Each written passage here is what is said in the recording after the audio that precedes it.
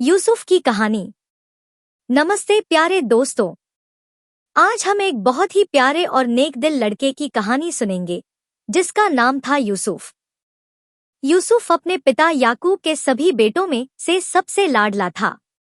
याकूब उसे बहुत प्यार करते थे और उन्होंने यूसुफ के लिए एक खास रंग बिरंगा चोगा भी बनवाया था। यूसुफ को कुछ खास सपने आते थे। एक बार उसने देखा कि सूरज, चांद और 11 तारे उसे झुककर प्रणाम कर रहे हैं।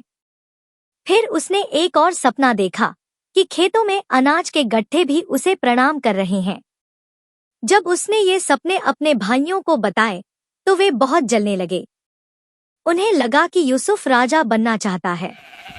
एक दिन यूसुफ अपने भाइयों से मिलने गया जो भेड़ों को चरा रहे थे। भाइयों ने एक बुरा विचार बनाया। उन्होंने यूसुफ को पकड़ा और एक गहरे सूखे कुएं में फेंक दिया। फिर कुछ मिस्र के व्यापारी उधर से गुजरे और भाइयों ने यूसुफ को उन व्यापारियों को बेच दिया। भाइयों ने यूसुफ का सुंदर चोगा फाड़ दिया और उसे खून में भिगोकर अपने पिता को दिखाया, यह जताने के लिए कि किसी जंगली जानवर ने यूसुफ को मार डाला है। याकूब बहुत दुखी हुए। यूसुफ अब मिस्र में एक सैनिक के घर में नौकर बन गया। उस सैनिक का नाम था पोतीफर। यूसुफ बहुत मेहनती और ईमानदार था, इसलिए पोतीफर ने उसे अपने पूरे घर का प्रबंधक बना दिया। लेकिन पोतीफर की पत्नी ने यूसुफ पर झूठा आरोप लगाया और उसे जेल भेज दिया गया। पर यूसुफ ने हार नहीं मानी। जेल में भी यूसुफ ने दूसरों की मदद की। उसने 2 कैदियों के सपनों का सही मतलब बताया। कुछ समय बाद मिस्र के राजा फिरौन को भी कुछ अजीब सपने आने लगे। किसी को उनका मतलब नहीं पता था। तब एक कैदी को याद आया कि यूसुफ सपनों का मतलब बता सकता है। फिरौन ने तुरंत यूसुफ को जेल से बुलवाया।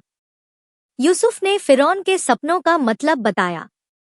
उसने कहा कि पहले 7 साल मिस्र में बहुत अच्छी फसल होगी और उसके बाद 7 साल भयंकर अकाल पड़ेगा जब खाने को कुछ नहीं मिलेगा। यूसुफ ने सलाह दी कि अच्छे सालों में अनाज जमा कर लिया जाए। फिरौन यूसुफ की समझदारी से बहुत खुश हुआ और उसने यूसुफ को पूरे मिस्र का प्रधानमंत्री बना दिया। यूसुफ ने फिरौन की सलाह मानी और खूब सारा अनाज जमा कर लिया। जब अकाल पड़ा तो मिस्र के पास खाने के लिए बहुत कुछ था। दूर दूर से लोग अनाज खरीदने आने लगे। यूसुफ के भाई भी अनाज खरीदने मिस्र आए।